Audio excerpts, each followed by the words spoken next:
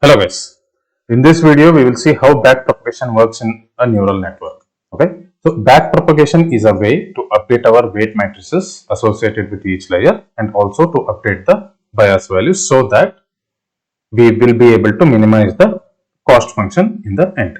Okay, so now in order to understand the backpropagation, it is important to have the understanding on what derivatives are. Okay, so let's just walk through with the derivatives for a few minutes. Okay, so let's take a function f of x is equal to 2x. Okay, so this is a function. So if x is 1, f of x will be 2. If x is 2, f of x will be 4. If x is 3, f of x will be 6. So this is how it goes on doubling the values for each unit change in x. Okay, so that's what I have written here. So if x is 1, the f of x value is 2. If 1 is changed to 2, if x is nudged by 1, f of x will be 4. So there will be a difference of 2 units. Or we can say the change in x by a factor of 1 will impact f of x by a factor of 2. Is this the same case for all the values of x? Yes. So let's now see from when x is nudged from 2 to 3. So when x was 2, f of x will be 4. When it is nudged to 3, f of x will be 6. So again, there is a difference of 2 units, right? So the impact on f of x will be always by a factor of 2. So in this case, we will say d of dx of f of x will be 2. Okay, so this is what the derivatives are with respect to the functions. So let's take a bit complex function and then let's see how the derivatives work there. So instead of f of x equal to 2x, let's consider a function f of x equal to x square. Okay, so in this case, if x is equal to 2, f of x will be 4. Okay, if x is equal to 3, f of x will be 9. If likewise, if x is equal to 4, f of x will be 16, correct? So if you now look at the change in factor, so this will be of 5, the factor 5, the change will be with a factor of 5, and from 9 to 16, the change will be with a factor of 7, right? So what this tells, at every point of x, the slope will be different for this particular function f of x equal to square. Okay, so this is what it tells. In the end, how we will compute the derivative of f of x with respect to x. In this case, f of x is x square, right? So it will be 2 into x. Okay, and this holds. We can verify also with some examples. So let's take when x is equal to 2, we had f of x equal to 4 because it is x square. So if x is nudged from 2 to 2.1, f of x will be changed or shifted from 4 to 4.41. Okay, so it's a change in factor of almost 4. Okay, so if it is nudged from 2.1 to 2.2, again f of x will be shifted from 4.41 to 4.8. Again, it's a change in factor of 4. Okay, so this holds good. If we take 2 into 2, it will be 4. It is the case when x is equal to 2. Okay, so when x is equal to 3, f of x is 9. If x is nudged from 3 to 3.1, f of x will be 9.61. So if we check this 9 to 9.61, you will get a factor of 6. Okay. Now, if it is nudged from 3.1 to 3.2, f of x will change from 9.61 to 10.24. Right. Again, it's a factor of 6. 0.1, 0.6, 1, 6. Right. So 0.1 change will result in 0.6. So if we multiply both sides by 10, it will be 1 to 6. So when x is equal to 3, a change in 1 unit or the change by a factor of 1 will result in the change in factor of 6 in f of x. So if you substitute x with 3, it will give us 6. So this is how the derivatives or differentials work. In simple terms, derivative of any function or differentiation of any function is a slope at any given point on that particular function. So how do you calculate the slope? On that point, draw a tangent, calculate the slope. So this will be the derivative at this particular point for this function f of x. Okay, so this is how you should understand the derivatives of differentiation. This is the first order derivative. Let's not get deep into second and third order. That's not required right now. Okay. Now, once we have understood the derivatives, we need to understand something called as computation graph. Okay. So, in order to understand computation graph, let's take a function f of xyz, which is 3 times x plus yz. Okay. So, this is some equation or some function. So, for simplicity, let's denote y into z as u. Okay. X plus yz will be x plus u, and together this we will represent it as v. Okay. And 3 times x plus yz will be 3 times v, and we represent this everything as j. Okay. Now let us initialize x, y, z with some values. X will be 5, y equal to 3, z is equal to 2. Okay. With these values for x, y, z, u will be 6. Why? Because it's y into z, 3 into 2, 6. And v will be x plus u, right? X is 5 and u is 6. It will be 6 plus 5, 11. And j will be 3 times v, right? 3 times v. V is 11. 3 into 11 is 33. So we have arrived at j. Now, there is something which you need to understand. I'll tell you. It's called as chain rule of derivatives. Chain rule of derivatives. This is very important in order to understand how backpropagation works in neural networks. Okay, so let's get to it. With this setup, we feed x, we have x, y, z as inputs. For this unit, u is equal to y, z, y and z are inputs. And for v, inputs are u and x. And for j, input will be v. And there is some number 3. Okay.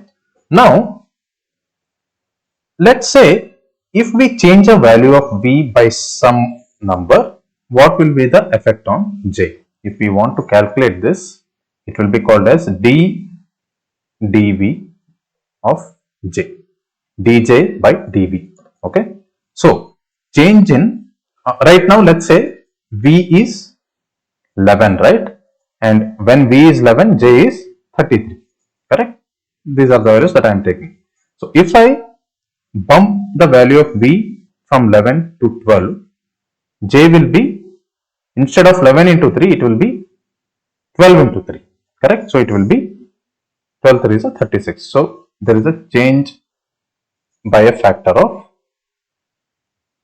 3, right? And this remains 3 because it's just a linear combination. So, if I again bump from 12 to 13, j will be 39. Again, it's a change by a factor of 3. So, I can say dj by dv is equal to 3. Okay. So, change in v, a unit change in v will affect the j by 3 units.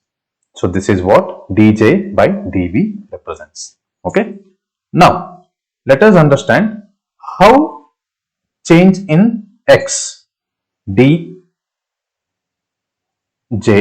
by dx, right? How change in x affects j, right? In order to do that, what we can do, dj by dx, it will be equal to dj by dv into dv by dx, right? Because j is not directly influenced by x, it is influenced by v, which in turn is influenced by x. So, this is called as chain rule. Chain rule of derivatives.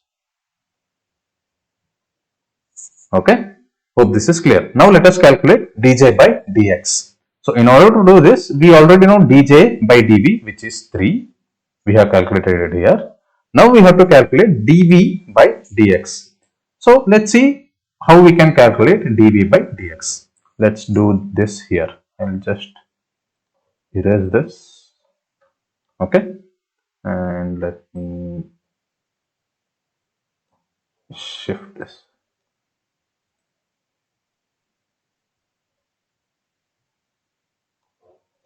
Okay. Okay. So this is what I have with me now. Now we have to calculate dv by dx. So x is, when x is 5, right?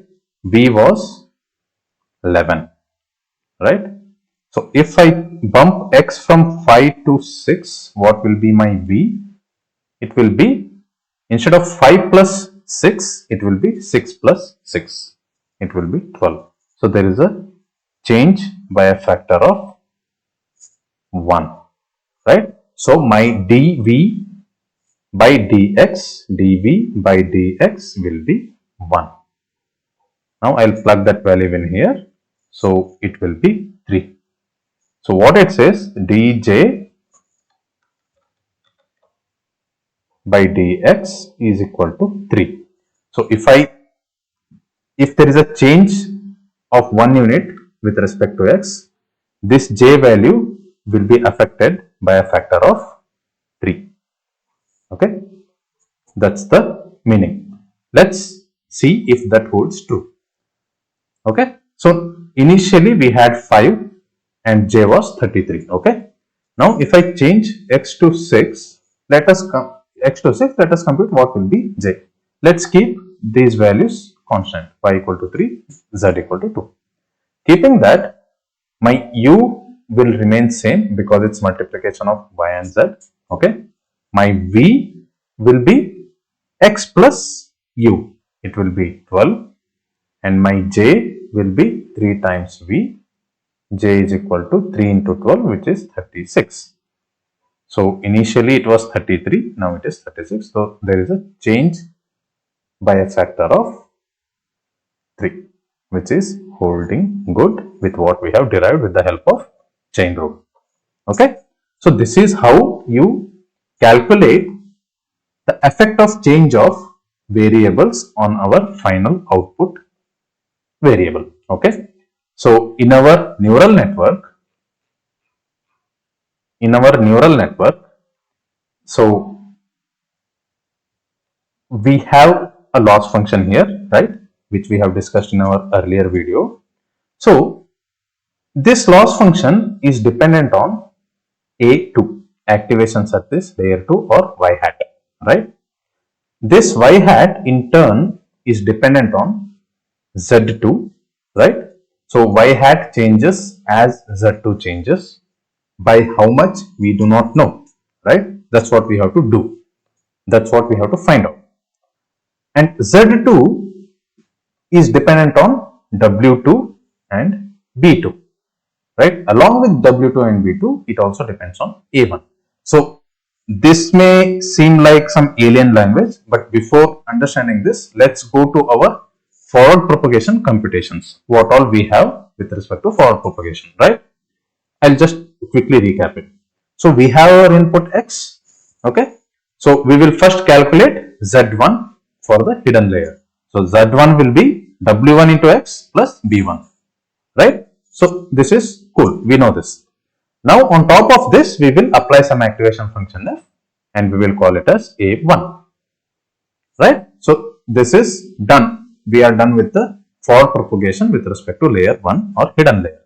Now with respect to this particular layer, we will calculate z2 first, and for z2 calculation, inputs will be weight 2 associated with this layer and output from my previous layer, which is a1, okay, plus b2, which is bias associated with output layer. Okay, now we apply some activation function again for this entire thing, which we call it as z2, and in this case if we treat this as a binary classification problem, this f will be sigmoid function. Sigmoid function. Okay.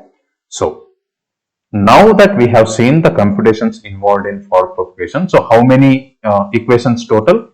1, 2, 3 and 4, right? So we have total 4 equations with respect to forward propagation when we have a neural network with 2 layers, one hidden and one output. Okay. Now if you try to understand what I am saying right now with respect to backpropagation, it will make sense, right? So this A2 is nothing but our predictions y hat, correct? So y hat changes as Z2 changes, and this Z2 will be affected when we change the values of W2, A1 and B2. Okay, that's what I have written here. And this A1 here, this will be dependent on W1, B1, right? A1 changes as W1, B1 changes, and X will remain same because this is our input, right? We are not updating X at any time. We do not intend to update our input values. We do not intend to modify them. We just update our learnable parameters, in this case weight matrices and bias, in order to reduce our loss function, right? So now coming to this same neural network represented in terms of computational graph. Okay, computation graph. So this is how it looks like. We have our X input and associated weight 1 and bias 1. Together we calculate Z1 and we apply the activation function to Z1. We get A1. Okay. And then this A1 will be input to my output layer in order to calculate Z2. And how do we do that? W2 multiplied by A1 plus B2. So this W2 A1 here, W1X here, these are all matrix multiplications. Hope you guys know that and you are clear on that part. After computing Z2, we will apply our final activation function, which is sigmoid at our output layer, which is at this particular neuron. Okay. After applying this, we will compute the loss. For each training example, we will compute the loss, or if you consider all the training examples in one shot, we can call it as J of W, B. Okay. This loss is with respect to individual examples and we calculate it with predicted value and actual value for that particular training example. But these loss are parameterized by weights and biases, right? So that's what overall for all the training examples, the cost function is denoted as J, W, B. Now what we do, we will backpropagate from loss to A2, A2 to A1, A1 to Z1. Okay. So listen to this with great concentration. It won't take more than 2-3 minutes to explain this, as we have already explained what the chain rule of derivatives meant by and how it is computed, how it will affect, right? We have seen with an example. Now what I am trying to do is how loss will be affected, d of L, or you can take d of J or d of L, it doesn't matter, how it will be affected by changing values of A2. Okay, that is as simple as that.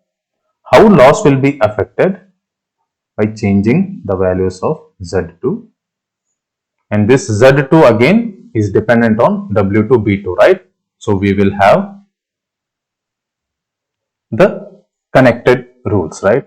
How loss will be affected with changing weights W2, and how this loss will be affected with changing the biases B2. So this is one backward propagation, one step of backward propagation, wherein we are going from loss to this particular layer back in time. That's why it is called as backpropagation. Okay. Now, once we are done with this, we will come to this particular step. So with this color, whatever I am representing, this is related to back propagation. Okay, so that you have to keep in mind, and whatever is represented in this color, it is forward propagation. Okay, now that we got to know what all things we need to calculate. For first step in the back propagation, we will continue with our second step in back propagation, that is how change in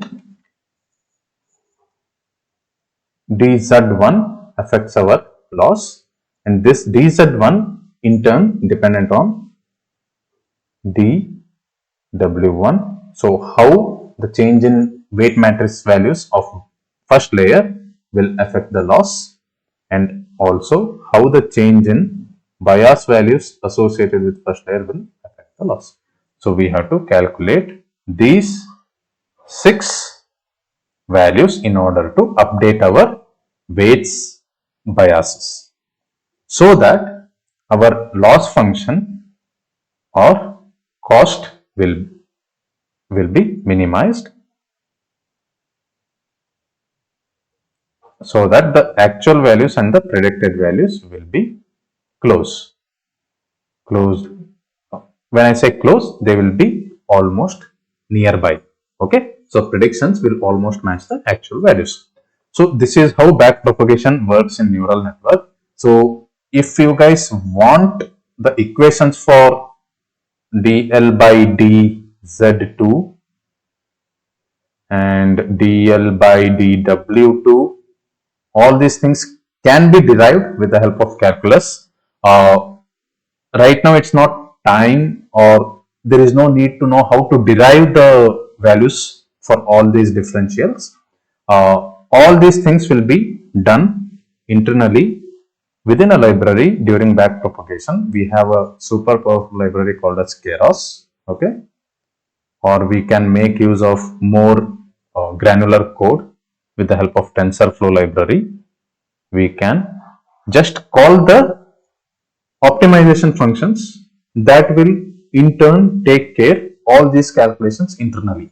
We do not even need to implement this forward propagation in Python. Okay, I will try to give you the equations for each of these derivatives in my next video, or in some time from today, and I will also try to implement this simple neural network, forward propagation, backward propagation, and updating the weights from scratch in Python.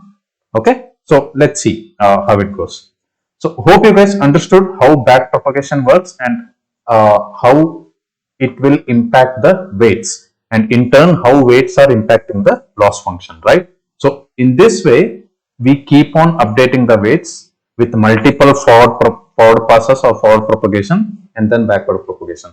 So let's say once we do the forward propagation, we compute the loss, we calculate the required derivatives, we update the weights as required. Okay, and then we will again compute the forward propagation for the second time with the updated weights. Then again we will compute the loss. At that time, during the second iteration, the loss would be reduced, guys, right? So that's what we intend to do. If it's not getting reduced, then there is something wrong with our implementation, right?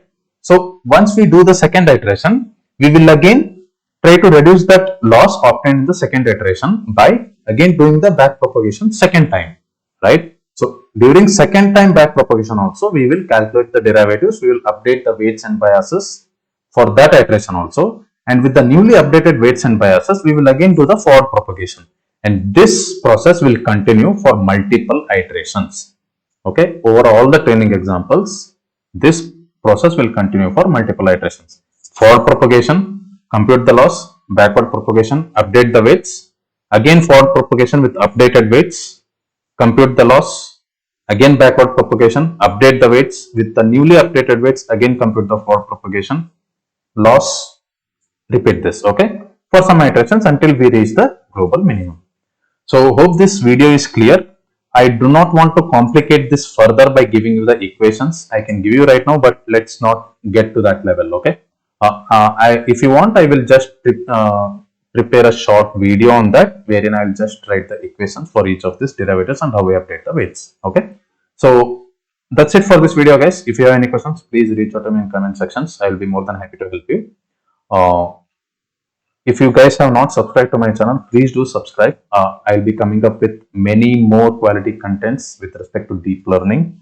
And my next few videos will be on recurrent neural networks, long short-term memories, GRU, bidirectional LSTMs, etc., which are very, very, very important with respect to NLP. Okay. So stay tuned till we meet in the next video. Happy learning. Bye bye.